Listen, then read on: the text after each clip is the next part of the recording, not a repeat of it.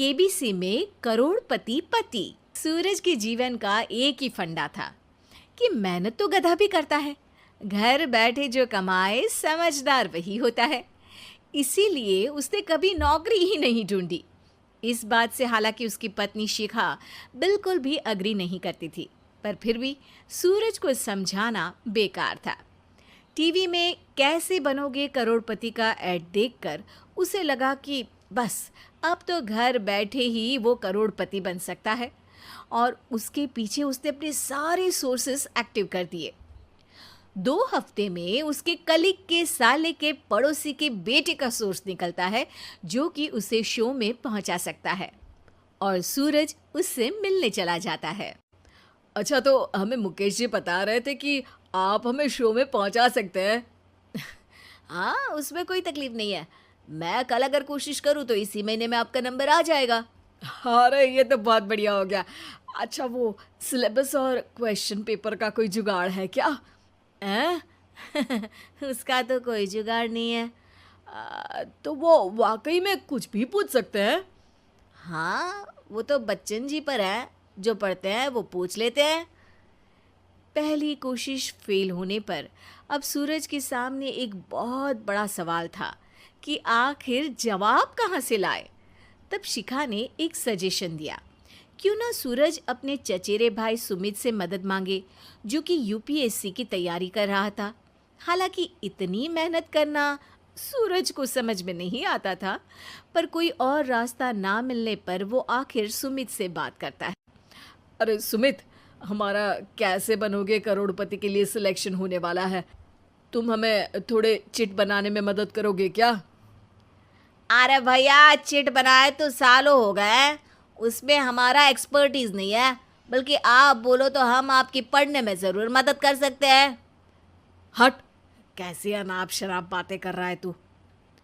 सूरज ने सुमित को मना तो कर दिया था, पर तैयारी करने के सिवाय कोई चारा उसे दिख भी नहीं रहा था, खासकर जब 12 के पेपर लीक करने के एक्सपर्ट शुक्ला जो भी हाथ जोड़ लेते हैं।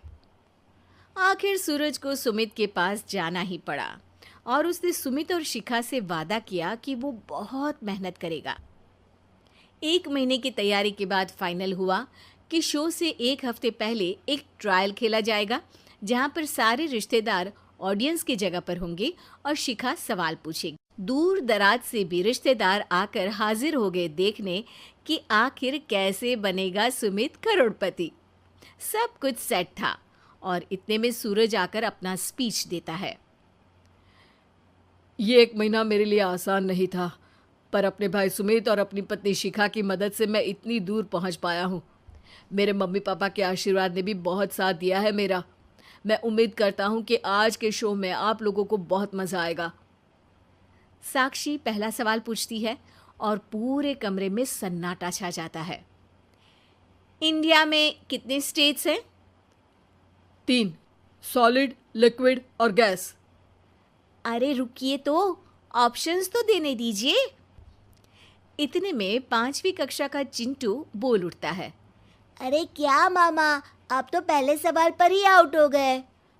अरे बेटा, पहला सवाल तो ट्रायल होता है ना। अरे तुम अब देखना। देखने जैसी बात तो थी ही। सूरज को इतना शांत किसी ने नहीं देखा था। कभी कभी तो लगता था मानो सूरज आंख खोलकर ही सो गया हो।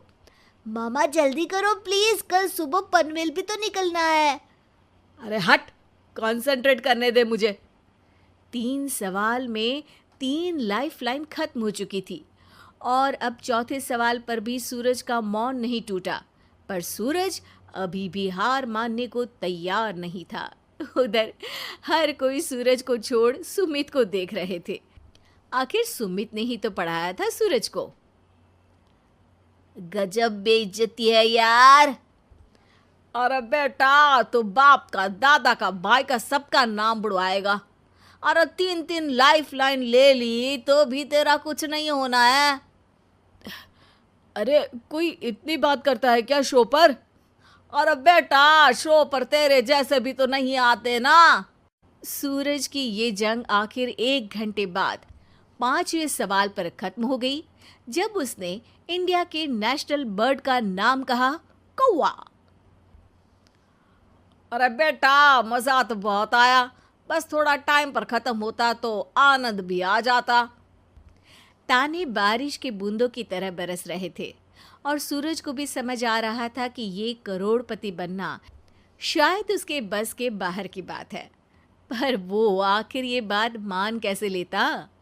वो सख्त लौंडा जो ठहरा, उसने सोचा कि बेइज्जती तो हो ही चुकी है, पर अगर मैं हार नहीं मानूं तो शायद कुछ हो सकता है।